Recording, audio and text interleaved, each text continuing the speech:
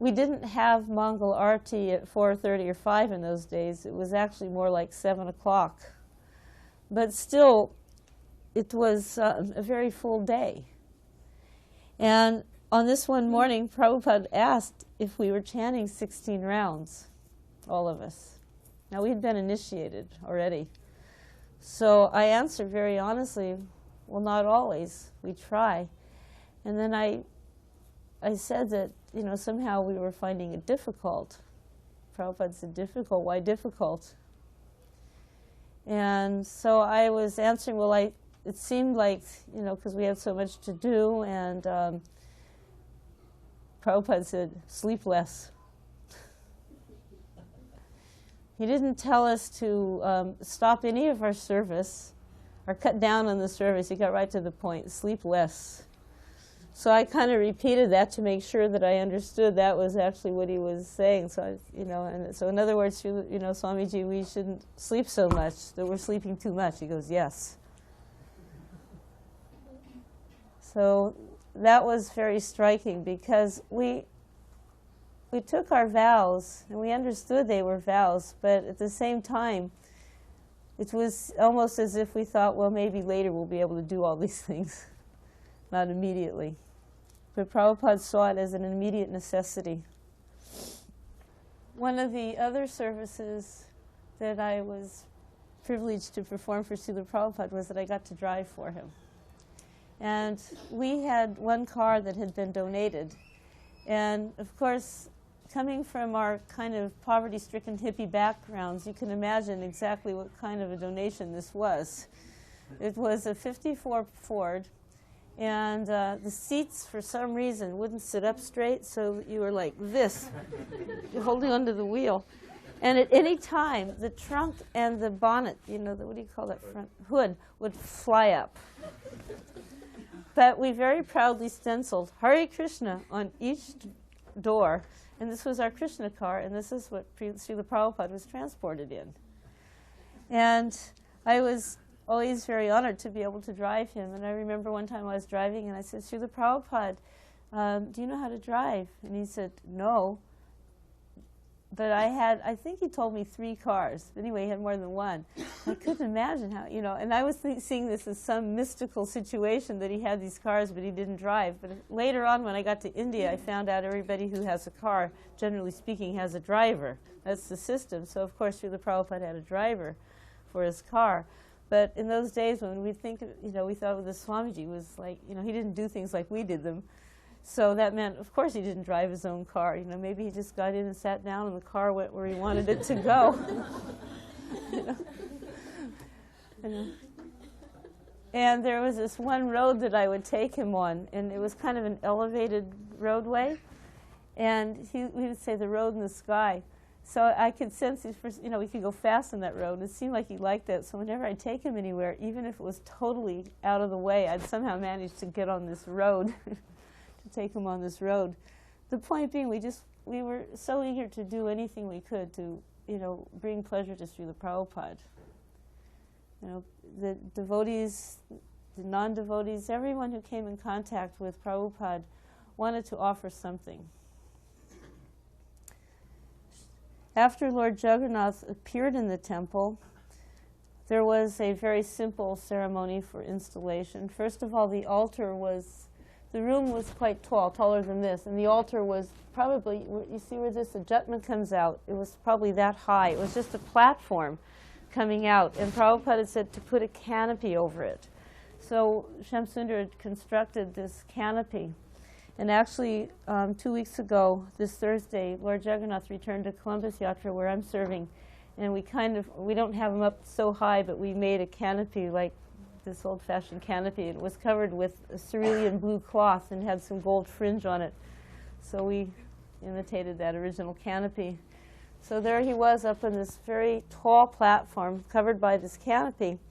And as an added touch, there was some lights. Prabhupada said there must be lights. So we put these flashers in the light bulbs, so the light bulbs would blink on and off, on and off.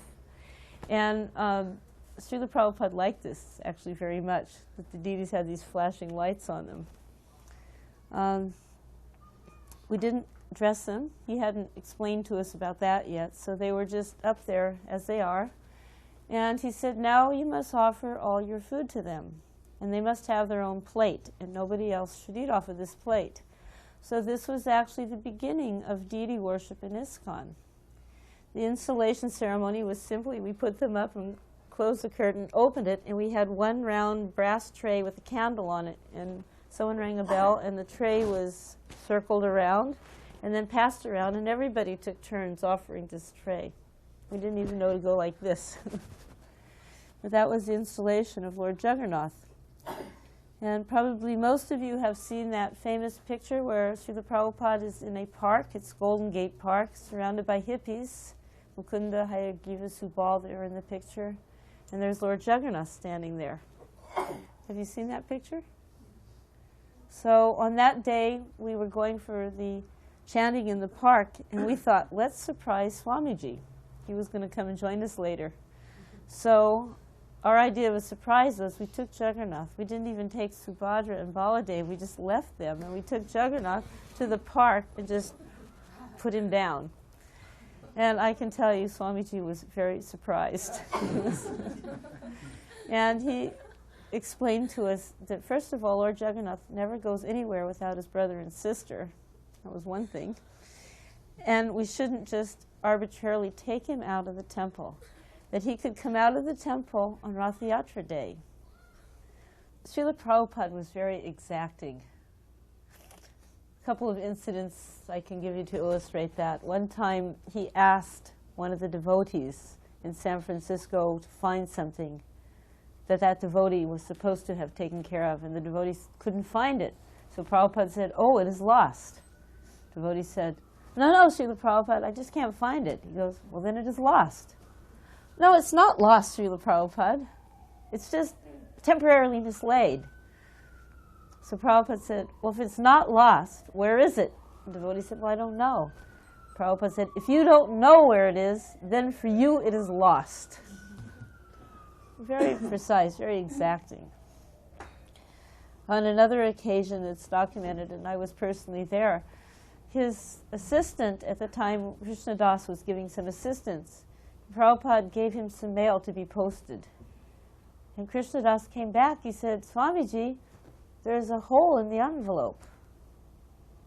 Prabhupada said, yes, that is all right, send.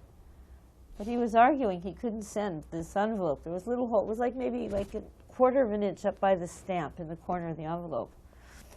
Suddenly Prabhupada, in a very stern voice, said, no, that all I do is perfect. And this was really very astounding. He said it with such gravity. It wasn't a proud boast. It was a very grave statement.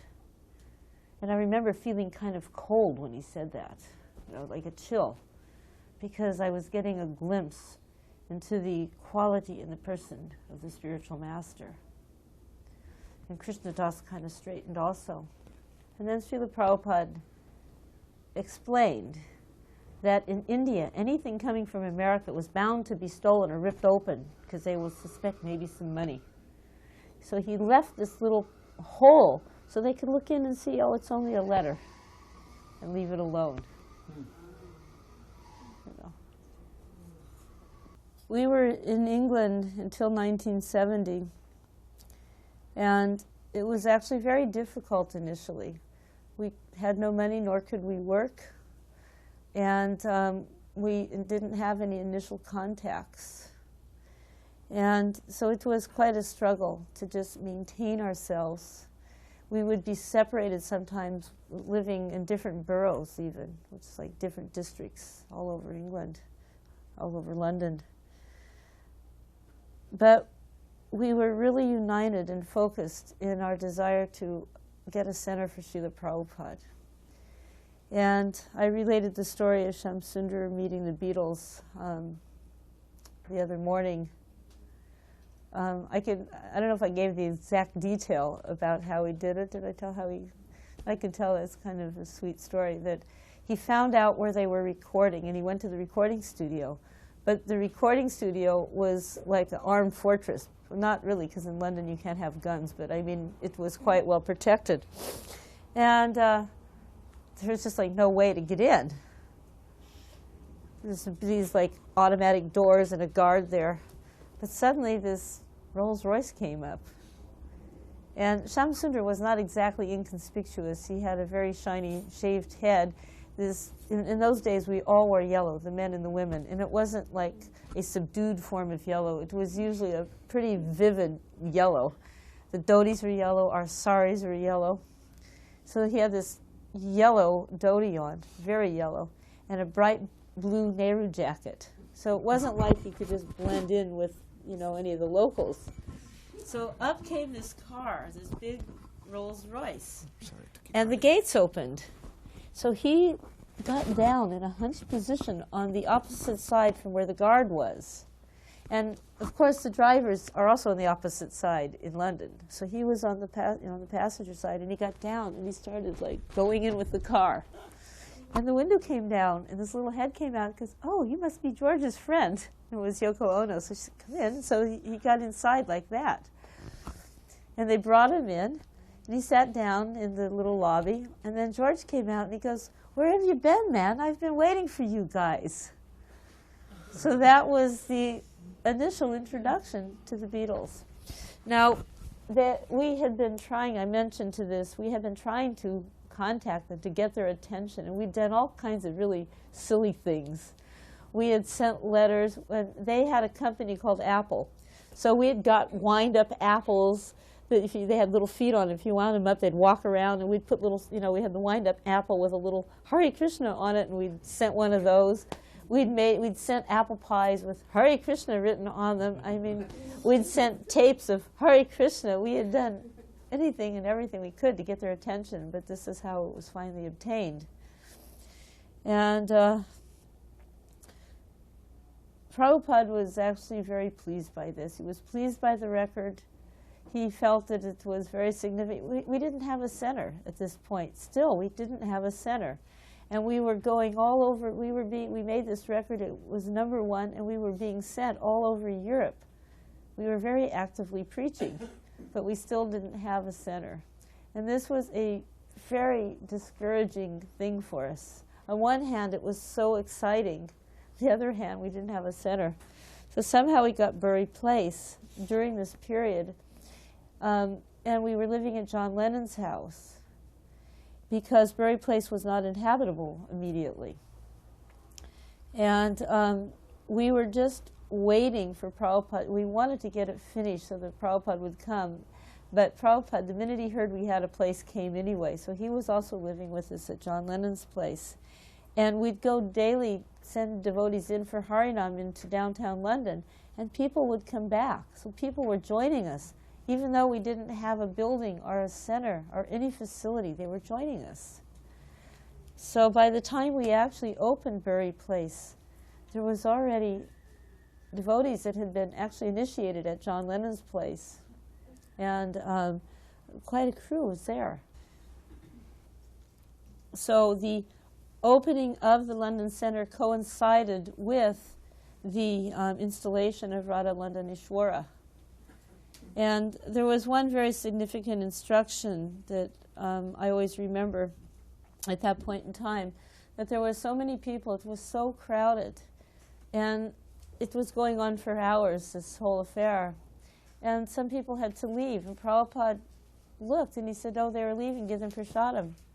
And the prasadam was late, the offering hadn't been done. And they said, "It's not ready yet." He said, "There must be something. No one can leave without prasadam."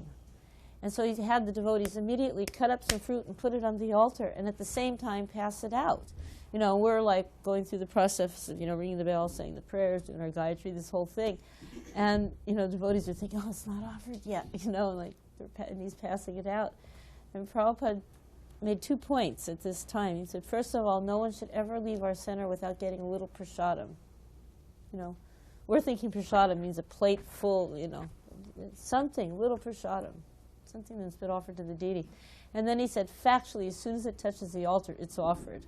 And it's an instruction that we should, really consider, that anybody who comes should get something, a little something.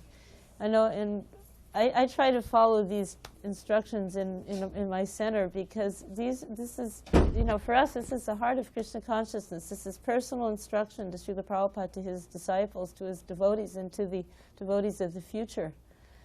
And we could see by what happened that day, what's so difficult to cut up an apple and an orange, because that's what it was, I remember, and, offer it and pass it out. Little by little, it took us to learn who and what was the spiritual master. And Srila Prabhupada was challenged in so many cases by our ignorance, by our lack of spiritual education. I remember one young woman coming during a lecture, and after the lecture she raised her hand and she goes, "Well, Swamiji, I don't agree with you that, that we shouldn't have illicit sex. I don't think there's any such thing as illicit sex, and I think sex is a good way to know God." So Prabhupada tried to speak to her reasonably, but she was adamant in her position. So finally Prabhupada said, "All right." He says, "But I have brought only one medicine. Please take it." And he began kirtan.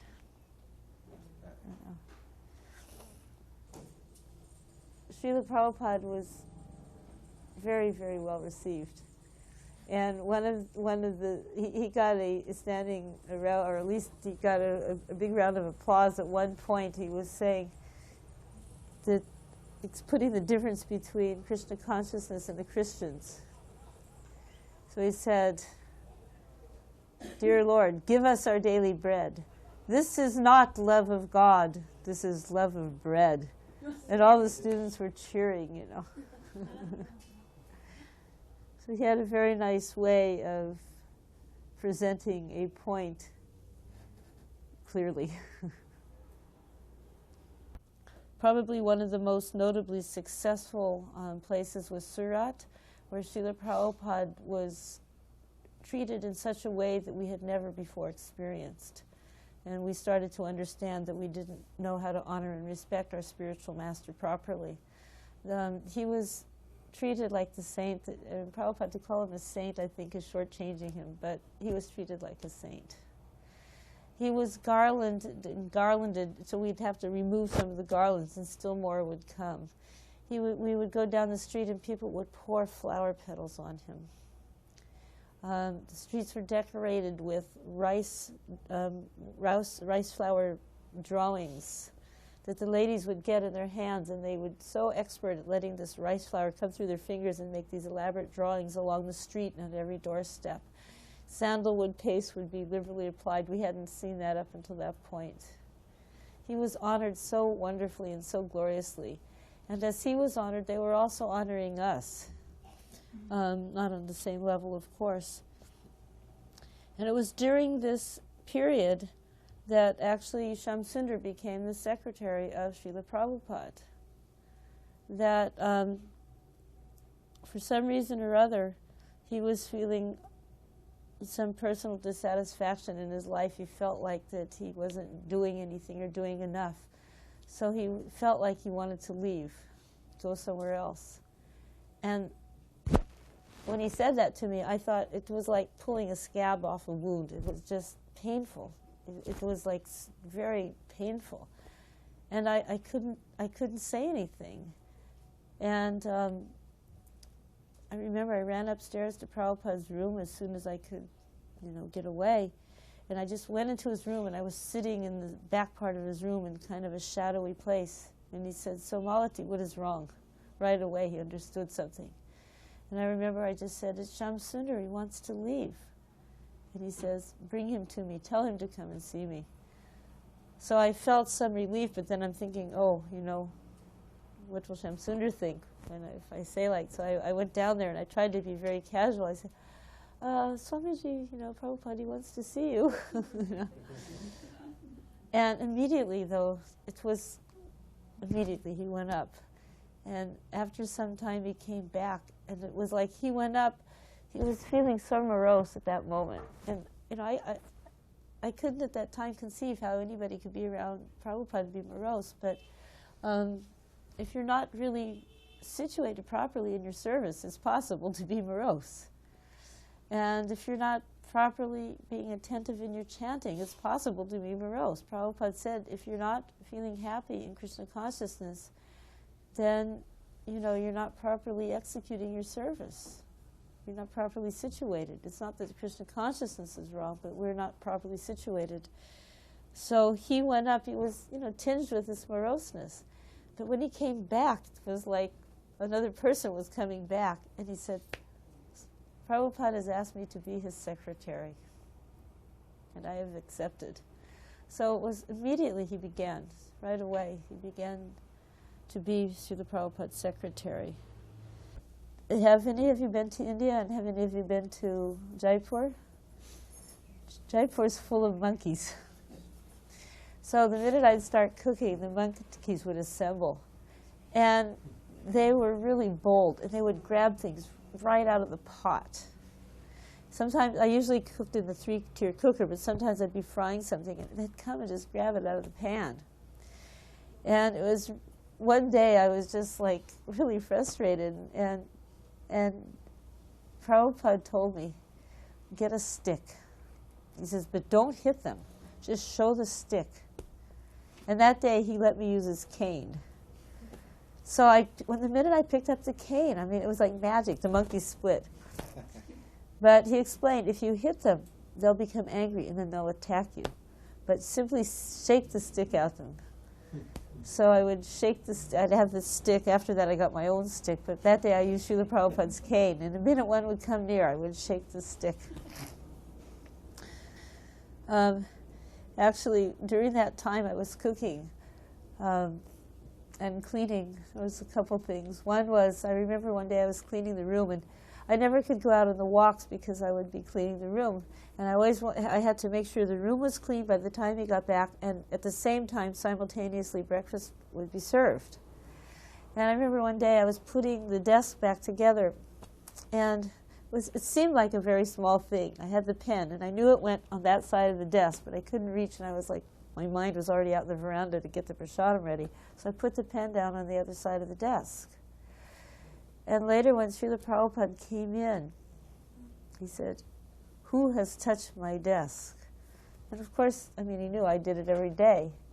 But that day, I had not returned the pen properly, and, he said, do not change anything.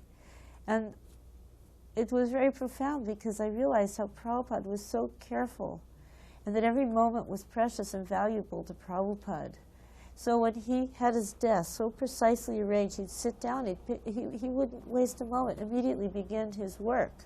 So he reached for his pen, and of course, where was it? Then, we're Americans, we're so casual, and we could say, well, what's the big deal? It was right over there, But Prabhupada saw everything as belonging to Krishna, including time, and he didn't want to waste time. And so he was extremely precise.